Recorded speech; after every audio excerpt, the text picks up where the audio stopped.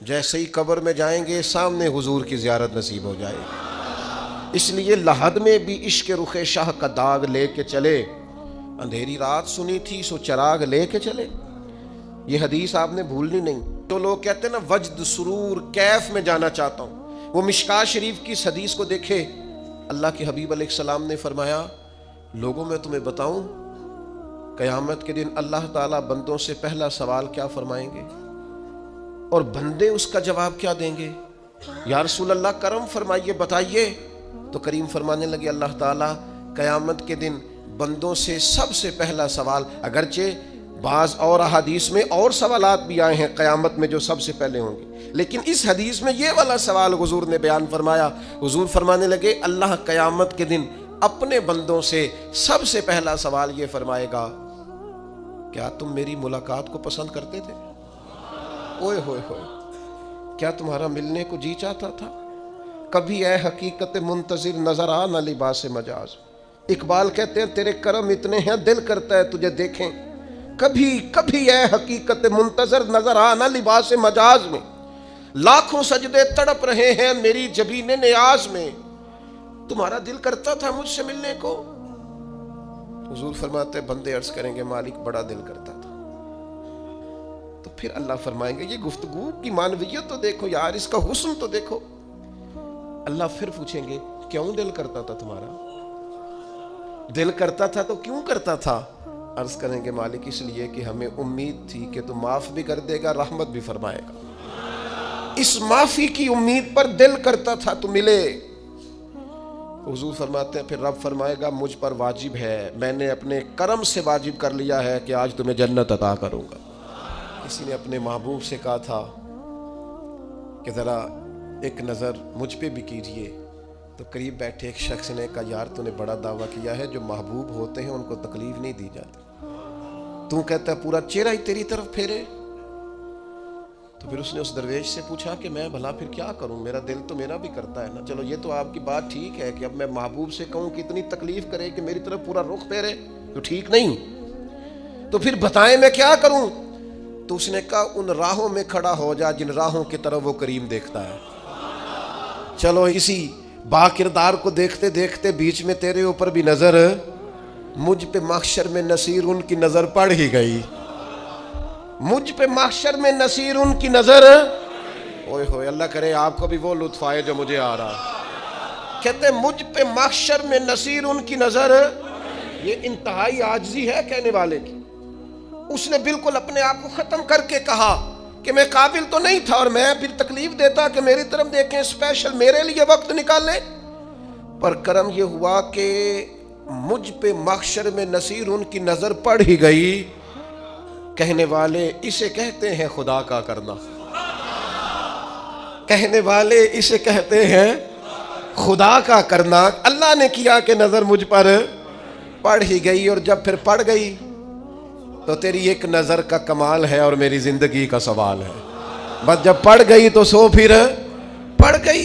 موت سے وہ بندہ کبھی نہیں ڈرتا جسے ملاقات کا شوق ہو، ملنا چاہے داتا علی اجویری سے اور موت سے ڈرے، ملنا چاہے حضرت غوث پاک جیلانی سے اور پھر موت سے ڈرے، زندگی گزری ہو علی علی کر دے پھر موت سے ڈرے، عمر بھر سیدنا عثمان غنی کی سخاوت کی بات کی ہو اور پھر جنت میں جا کے ان سے ملنے کا شوق پیدا نہ کرے، ساری زندگی سیدنا فاروق کا عدل بیان کیا ہو، ساری زندگی ان کے انصاف کا تذکرہ کیا ہو، پوری امت کو بتایا ہو کہ اگر جینا چاہتے ہو تو عمر کے رستوں پر چلو، اور پھر یہ موت سے ڈرے اور مر کے جناب فاروق اعظم کی زیارت کو پسند نہ کرے، جسے صدیق کی وفائیں یاد ہو، جنہیں جناب ابو بکر صدیق کا عشق یاد ہو، وہ پھر ان کی زیارت نہ کرنا چاہے اور ساری عمر حضور کی نعت پڑھی ہو۔ مانا نہیں آتا تھا پھر بھی کہا بلغ العلا بکمالہ کشف الدجا بجمالہ حسنت جمیع خصالہ صلو علیہ وآلہ سے نہیں ترجمہ آتا تھا، پر جب بھی کو پڑھتا تھا یہ بھی جھومتا تھا، مولا یا صلی وسلم دائماً۔ او میرے عزیز یاد رکھو ساری زندگی حضور کی نعتیں پڑھی، نبی پاک کے تذکرے سنے، اب موت سے ڈر جائیں؟ حالانکہ موت تو ایک پل ہے، پل سے گزریں گے تو سامنے اللہ کا دیدار بھی ہوگا، مدینے والے کی زیارت بھی نصیب ہو۔ تو حضور علیہ الصلوۃ والسلام کو اللہ تعالیٰ نے رحمت بنا کر بھیجا. اس رحمت کاملہ ہی کی وجہ تھی کہ حضور نہ ظاہری طور پر بھی لوگوں کے جو روزمرہ کے معاملات تھے اس میں بھی بڑی خیر خواہی کے جذبات رکھتے تھے. نبی پاک علیہ الصلوۃ والسلام عام لوگوں کے بیچ اٹھتے بیٹھتے، ان کے ساتھ کھاتے پیتے. سرور کائنات کا طریقہ یہ ہوتا کہ اگر غلاموں میں سے کوئی بیمار ہو جاتا تو تیمارداری کرنے تشریف لے جاتے، صبر کی نصیحت کرتے. اللہ کے حبیب علیہ الصلوۃ والسلام اس کے لیے مناسب دوا بھی تجویز کرتے، دعا بھی فرماتے. حضور نے فرمایا اگر تم میں سے کسی شخص کہ ہاں کوئی خوشی کا موقع ہو تو وہ مختار ہے، دعوت دے نہ دے، لیکن اگر کسی کا انتقال ہو جائے تو مجھے خبر ضرور دینا، میں جنازے پڑھنا چاہتا ہوں. ایک مقام ایسا بھی آیا کہ جہاں میرے نبی پاک علیہ الصلوۃ والسلام نے فرمایا اگر میرا کوئی امتی دنیا سے چلا جائے اور ترکہ چھوڑ کے جائے، جائیداد چھوڑ کے جائے، مال و اسباب چھوڑ کے جائے تو وہ اس کی اولاد میں بانٹ دینا، لیکن اگر اس کے ذمے قرضہ ہو تو میرے پاس آ جانا، میں اس کا قرض ادا کر دوں گا.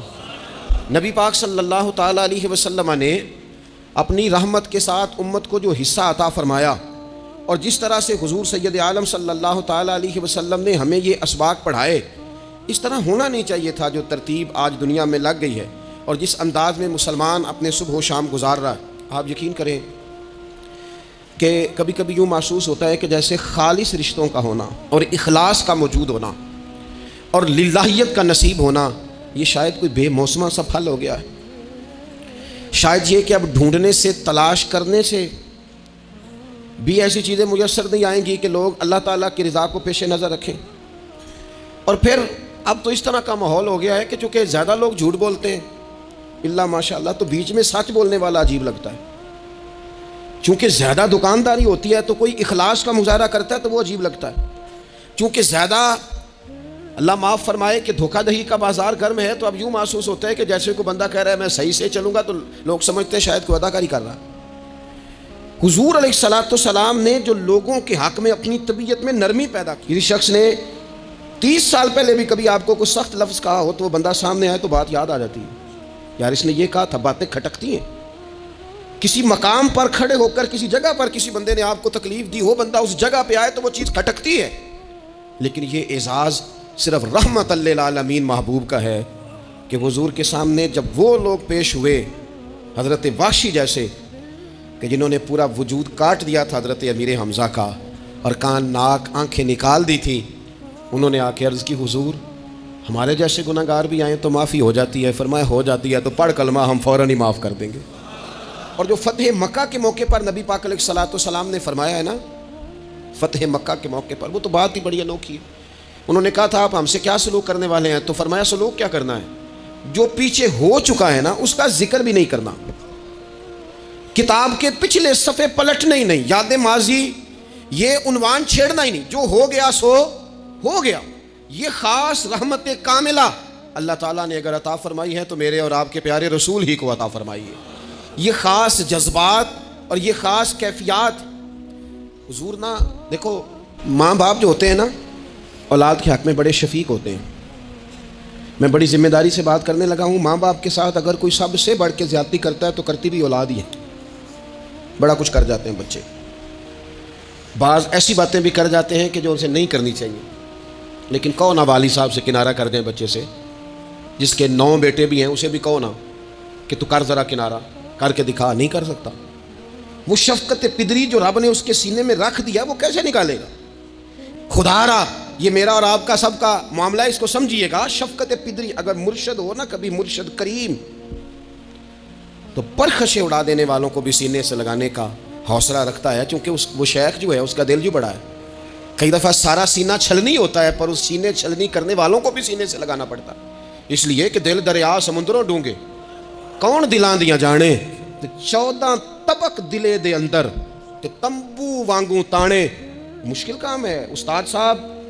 وہ مطلب ہم نے یہ دیکھا ہے کہ بچے کو اٹھانے کے لیے والد آ گئے کہ نہیں جی نہیں ہم نے نہیں پڑھانا، تو استاد صاحب کہنے نے میں بڑی محنت کی تھی جی ہم تے چل گیا ہے 6 مہینے ویکھو تے صحیح، میں نے بڑی مشقت کی ہے، یہ راہ میں نہ اسے لے جاؤ. میں نے تو کئی ناشتے نہیں کیے کہ کلاس میں پہنچنا تھا. کئی دفعہ میں نے کھانا چھوڑ دیا کہ مجھے دیر ہو گئی تھی. نہ لے کے نہ جاؤ، میری مشقت ہے.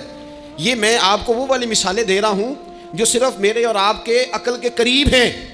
جب تیری 20 غلطیوں سمیت تیرا والد، تیری ماں، تیرے مرشد، تیرے استاد، تیرے بزرگ، تیرا بڑا بھائی تجھے قبول کر لیتے ہیں نا، تو بس سمجھ لے یہ جتنا بھی پیار کرتے ہیں یہ سارا ایک قطرہ ہے، اور محبوب جو محبت کرتے ہیں اس میں سارے دریا سما جایا کرتے ہیں۔ رسول پاک جو پیار کرتے ہیں نا، نبی کریم جو محبت کرتے ہیں، حضور، اور حضور کو سب سے زیادہ غم کیا رہتا تھا؟ روزی روٹی کا نہیں، اس کا بھی بندوبست کیا، تعلیم و تعلم کا بھی بندوبست کیا۔ حضور کا سب سے بڑا احساس یہ تھا کہ میری امت دوزخ سے بچ جائے، جنت میں جائے، گمراہ عقائد سے باہر آئے، راہ حق انہیں نصیب ہو۔ اس کے لیے نبی پاک جد و جہد کرتے۔ حضور کو روڑے مارنے والے، پتھر مارنے والے، کانٹے بچھانے والے، گردن پہ اوجڑیاں رکھنے والے رات کو سکون سے سو جاتے، اور نبی پاک انہی لوگوں کے لیے رات کو ہاتھ اٹھا کے ہدایت کی دعائیں کرتے رہتے، اور روڑے مار کے سو گئے جا کے۔ اور جس نے روڑے مارے وہ نبیوں میں رحمت لقب پانے والا، مرادیں غریبوں کی بر لانے والا۔ اور کسی نے کہا تھا لے کے پہلو میں غم امت نادار آئے، لے کے پہلو میں غم امت، غم امت، غم امت نادار آئے۔ وہ دیکھو امتی امتی کہتے ہوئے سرکار آئے، وہ دیکھو نا، امتی امتی کہتے ہوئے لے کے پہلو میں غم امت نادار آئے۔